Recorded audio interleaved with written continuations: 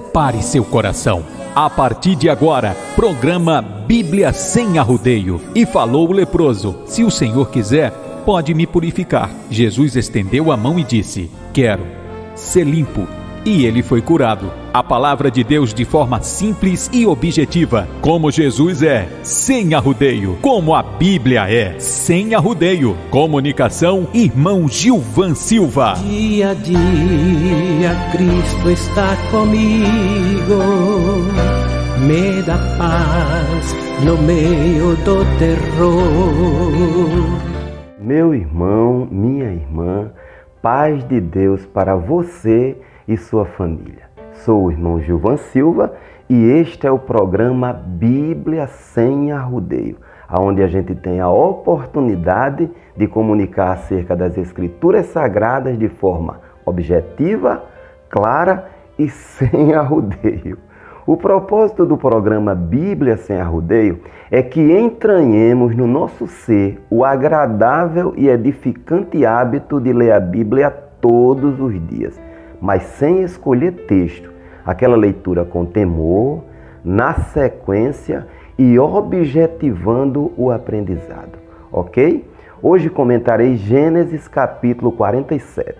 Este capítulo registra o encontro dos irmãos de José com o faraó, em seguida o encontro de Jacó com o faraó e a eficaz administração de José que levou o Egito ao apogeu econômico. Gênesis 47, do 1 ao 31. Neste preâmbulo falarei da crise dos egípcios, ok? Devido à revelação divina, José havia se preparado para a crise, mas os egípcios e o resto do mundo continuaram suas vidas sem esperar imprevistos desagradáveis. E estes imprevistos vieram, viu? A Bíblia orienta, meu irmão, a gente não depositar a confiança nas finanças, mas também ensina sobre o precaver-se para o dia mau. Inclusive usa as formigas como analogia. As formigas são um povo impotente, todavia, no verão preparam a sua comida. Provérbios 30, 25.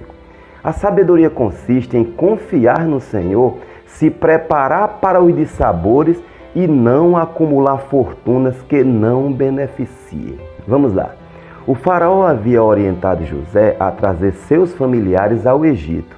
Ao chegar, eles se instalaram na terra de Gósen, que era localizada no coração do delta do Nilo, uma região bastante irrigada e com pastagem abundante. José levou 5 dos irmãos para se apresentar ao faraó. O critério da escolha, meu irmão, pode ter sido a ordem do nascimento, a simpatia que José nutria por alguém e também a capacidade de falar bem. Não se sabe qual foi ou se todas juntas, né? O faraó ele perguntou sobre a profissão deles. Orientados por José, eles responderam ser pastores e acrescentaram ter herdado isso dos pais. Os egípcios prezavam muito as profissões hereditárias, porque sinalizava honra aos antepassados e também menos dissabores, né? Bom filho, bom homem. Em seguida, eles falaram do motivo que os levou ao Egito, que foi o ressecamento dos pastos e a consequente fome. Os irmãos de José teriam que ser muito prudentes com as palavras. Eles disseram então que eram apenas peregrinos, sem a intenção de se naturalizar, até porque eles contavam com um retorno rápido, mas as circunstâncias foram levando eles aí ficando e ficaram por mais de 4 séculos. Deus havia falado isso. Por último, eles pediram permissão para habitar na terra de Gósen, o que o faraó não respondeu a eles.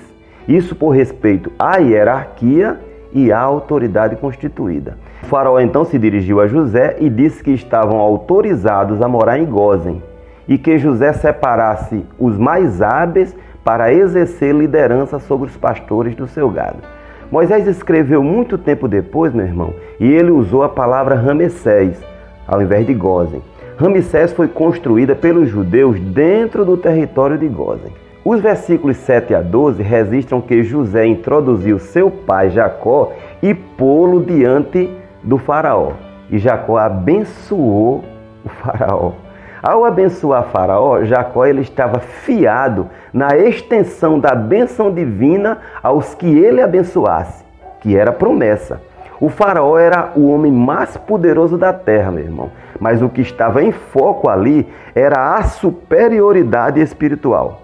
Por isso Jacó o tratou com aquele afeto de pai para um filho, até pela diferença de idade. Outra coisa, os egípcios, eles honravam sobremaneira os idosos. E lá não era comum tamanha longevidade, 130 anos. Ouça bem, meu irmão, pessoas idosas são excelentes amigos. São leais, são protetores, conselheiros. O faraó ele havia encontrado um homem superior a ele, que o abençoou, e ele aceitou a bênção por 2 vezes. A resposta de Jacó com relação à sua idade foi de uma originalidade, meu irmão, e também de uma sinceridade tamanha. Os dias dos anos das minhas peregrinações são 130 anos. Poucos e maus têm sido os dias dos anos da minha vida. Ora, 130 anos é uma longa vida, né?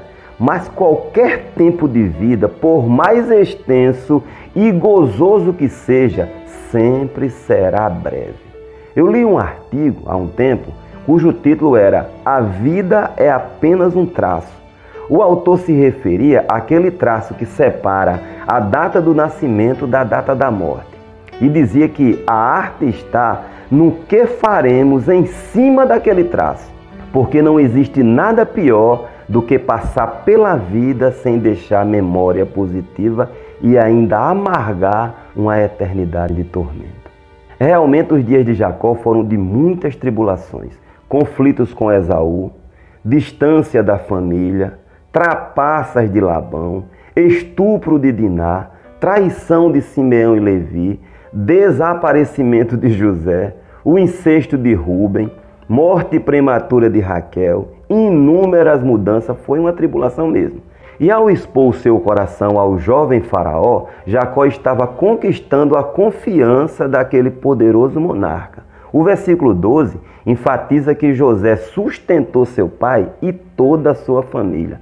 Era o sonho profético se cumprindo, meu irmão. Jacó havia dado um carão em José quando ouviu o segundo sonho, mas ele guardou tudo no coração e agora constatava as suas impressões. Em seguida, o texto diz que não havia pão em toda a terra e que a fome era muito severa. José então ajuntou todo o dinheiro conquistado com a crise e trouxe ao faraó. Ele havia adquirido os animais e as terras em troca de pão, exceto o que pertencia aos sacerdotes. José aplicou ainda o imposto de 20% na produção agrícola. E a sua boa administração aumentou a simpatia do faraó por ele. E também levou o povo a ser grato a José, que estava lhes dando o direito de viver. Tu nos tem conservado a vida. Achemos graças aos olhos do meu Senhor e seremos servos do faraó. O versículo 21 diz que José estrategicamente transportou o povo, que agora era propriedade do faraó, para outras partes da região. E isso evitava revoltas e tumultos que são muito corriqueiros em períodos de crise, não é? E as pessoas distantes de suas raízes ficariam menos nostálgicas com relação ao que elas haviam perdido. José era muito inteligente, meu irmão. Além de excelente administrador e comunicador, a gente vê nisso traços de psicologia. O plano utilizado para alimentar o povo, se a gente for olhar numa leitura rasa, pode até parecer cruel, mas não era. Se não fossem tomadas medidas arrojadas, todos poderiam morrer de fome. E não tem outra, nas crises, contenção de despesa. José, naquela ocasião, estava possibilitando uma forma de restaurar a agricultura e manter os cofres públicos respirando.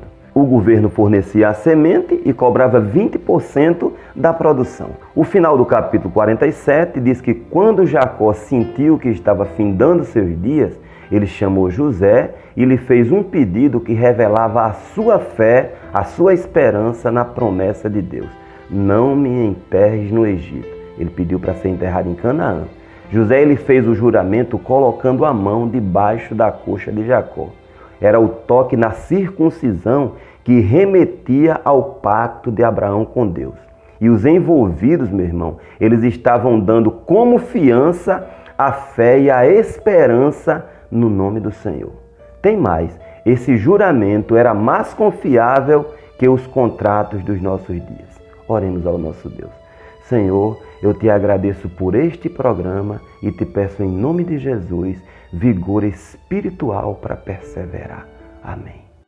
Dia a dia Cristo está comigo, me dá paz no meio do terror.